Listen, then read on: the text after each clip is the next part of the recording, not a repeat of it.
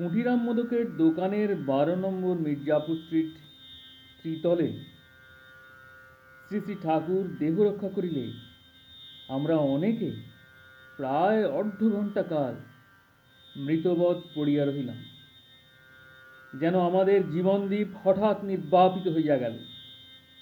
পরে কোনো অলৌকিক শক্তি বলে নবপ্রাণের সঞ্চার বোধ হইল এবং সকলে স্ব স্ব কর্তব্যকর্মে ব্রতী হইলাম। কিন্তু শ্রীগুরু স্নেহে আজন্ম প্রতিপালিতা জনৈকা গুরুভগ্নী মুহুর্মুহু মূর্ছা যাইতে লাগিলেন এবং উচ্ছ্বসিত ক্রন্দনে ভাঙিয়া পড়িলেন। এই বলিয়া বিলাপ করিতে লাগিলেন যেন তাহার পিতা মাতা ভ্রাতা স্বামী সন্তান বন্ধু সখা সব একাধারে তিরোহিত হইল। পূর্ণ আত্মসমর্পিত জীবন চতুর্দিক অন্ধকার দেখিতে লাগিলেন। হঠাৎ তাহার দেহে যেন কোনো আত্মার আবির্ভাব হইল এবং তিনি সুসংস্কৃত ভাষায় প্রায় 10-12 মিনিট কাল ভাষণ দান চলে বললেন, এই স্থানটি আমার পরম তীর্থ। শ্রীগুরু ভগবান নিজ দেবহস্তে এই গৃহের ভিত্তি প্রতিষ্ঠা করিয়াছেন। অবশেষে আজ এই স্থানে দেহ রক্ষা করিলেন। অহেতুক কৃপা সিন্ধু তিনি কতভাবে কৃপা করিয়া জিতু দাদাকে সামান্য অবস্থা হইতে বর্তমানে সমৃদ্ধশালী করিয়াছেন। কত লোকের এখানে দীক্ষা হইয়াছে, কত ঘটনায় তিনি অলৌকিকভাবে এ স্থানে কতজনকে কত শিক্ষা দিয়াছেন। বহু উৎসবাদিতে তিনি অনেকের প্রাণে নবভাবের সঞ্চার করিয়া বৃন্দাবন লীলা প্রকটিত করিয়াছেন। আমরা চিরকাল এই স্থানে সমবেত হইয়া তাঁর পুণ্য স্মৃতি চিরভাস্বর করিয়া স্থানটিকে চির জাগ্রত রাখিতে পারি। উপযুক্ত স্মৃতি মন্দির প্রতিষ্ঠা করিয়া শ্রেষ্ঠ তীর্থরূপে স্থানটিকে গড়িয়া তুলিতে পারি। আমাদের উৎসাহ যেন স্তিমিত না হয়, স্মৃতি যেন কদাপি ম্লান না হয়। আপনারা সকলে যথাসাধ্য অর্থ সাহায্য করিয়া উপযুক্ত স্মৃতি রক্ষার ব্যবস্থা করুন। আমি আমার এই সামান্য অলঙ্কার এই উদ্দেশ্যে দিয়া দিলাম। এই বলিয়া গুরুভগিনীটি সমস্ত অলঙ্কার খুলিয়া ফেলিয়া দিয়া পুনঃ অজ্ঞান হইয়া পড়িলেন। পরবর্তীকালে জিতু দাদা শ্রীগুরু স্মৃতিরক্ষার্থে উপযুক্ত ব্যবস্থা করিবেন বলিয়া উকিল গুরুভ্রাতাদয় বঙ্কুদাদা ও চুনিদাদার পরামর্শ মতো দলিলের খসড়া করিয়া আমাদিগকে দেখাইয়াছিলেন এবং তাহাতে তাহার বাটির দ্বিতলের সাধন বৈঠক ও উৎসবাদি চিরকাল চলিবে। 2-1 গুরুভ্রাতা সেবা পূজার ভার লইয়া বাস করিবেন, আগন্তুক গুরুভ্রাতারা সেখানে প্রসাদ পাইতে পারিবেন ইত্যাদি বিষয় উল্লেখিত ছিল। কেন ওই দলিল রেজিস্ট্রিকৃত হয় নাই, তাহার অবর্তমানে তাহার স্ত্রী পুত্রই বা কেন জিতু দাদার ইচ্ছা কার্যকরী করেন নাই, তাহা রহস্যাবৃত। গুরুভ্রাতা শ্রী ধীরেন্দ্র শঙ্কর দাশগুপ্ত রেলওয়ে কর্মচারী ছিলেন। তাহাকে প্রায়ই নানা স্টেশনে তদন্ত কার্যে যাইতে হইত। একবার মাদ্রাজ মেলে কোনো স্থানে কার্যপ্রপদেশে যাইতেছেন। 2য় শ্রেণীর কামরায় নিম্নবাঙ্কে গভীর নিদ্রায় নিমগ্ন আছেন। হঠাৎ তীব্র ঝাঁকুনিতে তাহার ঘুম ভাঙিয়া গেল।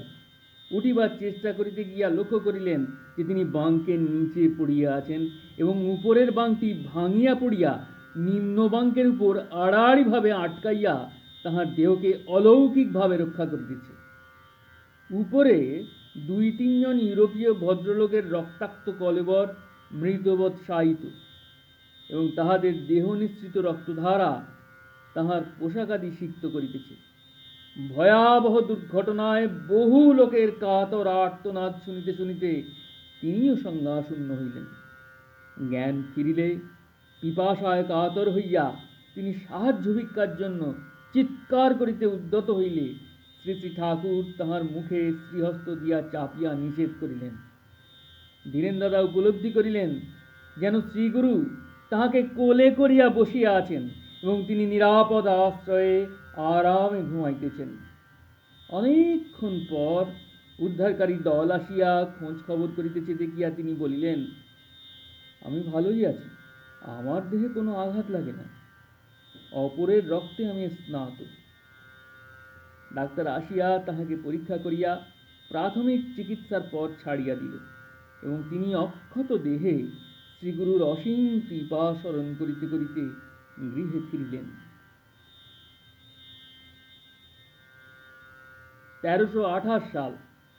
সতীর্থ শ্রী নারায়ণ ভট্টাচার্য তখন নোয়াখালী দালাল বাজারে জমিদার বাটিতে গৃহশিক্ষক ছিলেন।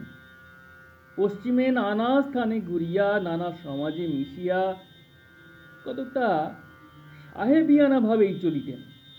স্থানীয় কংগ্রেসে সাধু চন্দ্রনাথের অপূর্ব বাগ্মিতা শুনিয়া তাহার নিকট বক্তৃতা বিষয়ে শিক্ষা গ্রহণ করেন এবং তাহারই প্রেরণায় দেশ ও দশের কাজে মনোনিবেশ করেন।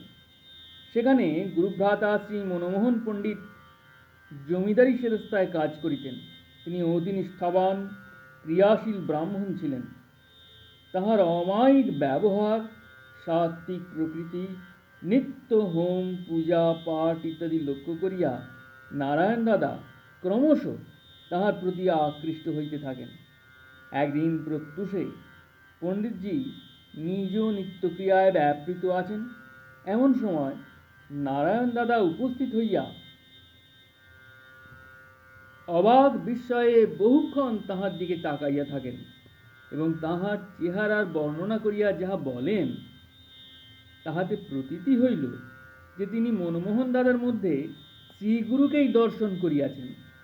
শ্রী শ্রী ঠাকুর উপদেশোচ্ছলে বলিলেন, বক্তৃতাদি করার প্রয়োজন হয় না, তোমরা যদি নিজেদের সাধন ভজন ও নিত্যক্রিয়াদি শাস্ত্রমতো করিয়া যাও, তাহা হইলে তোমাদের সংস্পর্শে যাহারা আসিবে তাহারাই ধর্মপথে অনুপ্রাণিত হইবে, অজ্ঞাত সারে জীবন পরিবর্তিত হইবে।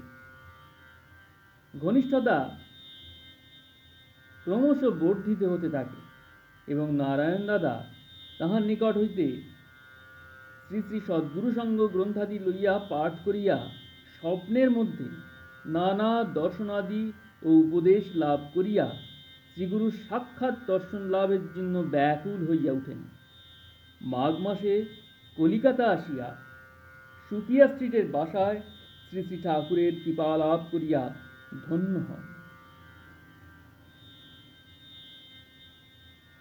শ্রী শ্রী ঠাকুর ঝামাপুকুরে সতীর্থ ক্ষিতীশবাবুর বাসায় অবস্থান করিতেছিলেন।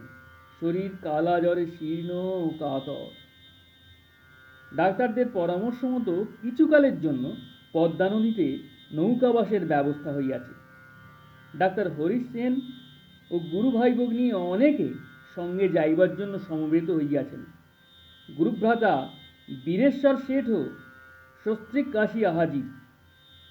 তাহার জলাতঙ্ক রোগ আছে এবং তাহাকে লইয়া বিব্রত হইতে হইবে আশঙ্কায় ব্যবস্থাপক মহানন্দ দাদা তাহাকে সঙ্গে লইতে কোনো মতেই রাজি হইলেন না। সুযোগ্যা সেবিকা গুরুগত প্রাণা পদ্মদিদি উভয় সংকটে পড়িলেন। শ্যাম রাখি কি কুল রাখি অবস্থা। বীরেশ্বর দাদা স্ত্রীকে শ্রীগুরুর সেবায় থাকিতে আদেশ দিয়া নিজে ব্যথিত চিত্তে বাসায় প্রত্যাবর্তন করিলেন। মন প্রাণ অভিমানে ভাঙিয়া পড়িতেছে। রাত্রে স্বপ্ন মধ্যে শ্রীগুরু আসিয়া নানাভাবে সান্ত্বনা দিলেন। শেঠজির প্রাণের ব্যথা কতকটা প্রশমিত হইল। শ্রীগুরু দলবল সহ ট্রেনে গোয়ালন্দ গিয়া চারখানি বোটে উঠিয়া পদ্মা নদীতে পড়িলেন। নদীবক্ষে প্রায় 2 মাস নানা স্থান ভ্রমণ করিয়া বেড়াইলেন, কিন্তু স্বাস্থ্যের উন্নতি দেখা গেল না।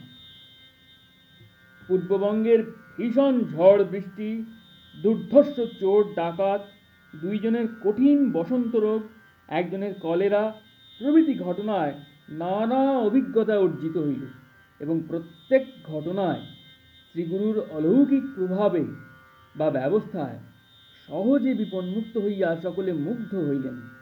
শ্রী শ্রী ঠাকুরের জ্বর, এবং তা কিন্তু অল্প বিস্তর ওঠানামা করিতেছে।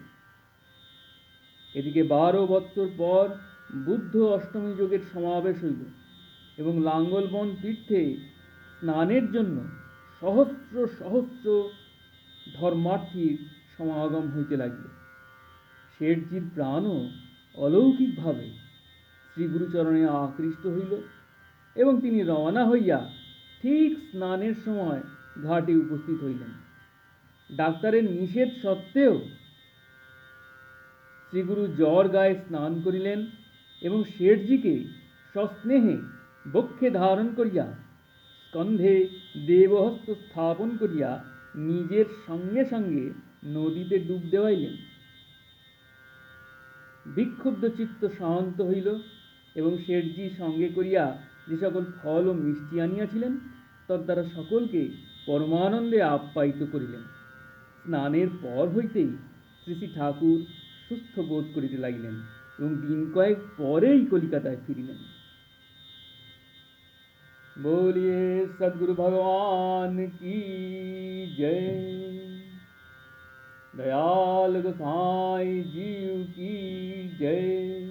जननी योग माया देवी ठाकुरानी जीव की जय। श्री श्री कृदानंद ब्रह्मचारी महाराज जीव की जय। श्री श्री गुरु जी महाराज जीव की जय। प्रेम से बोलिए दयाल गुरुजी महाराज जीव की जय। श्री श्री गुरु माता ठाकुरानी जीव की जय। अपने अपने गुरु गोविंद की जय। ओम नमः पार्वती पते हर हर महादेव।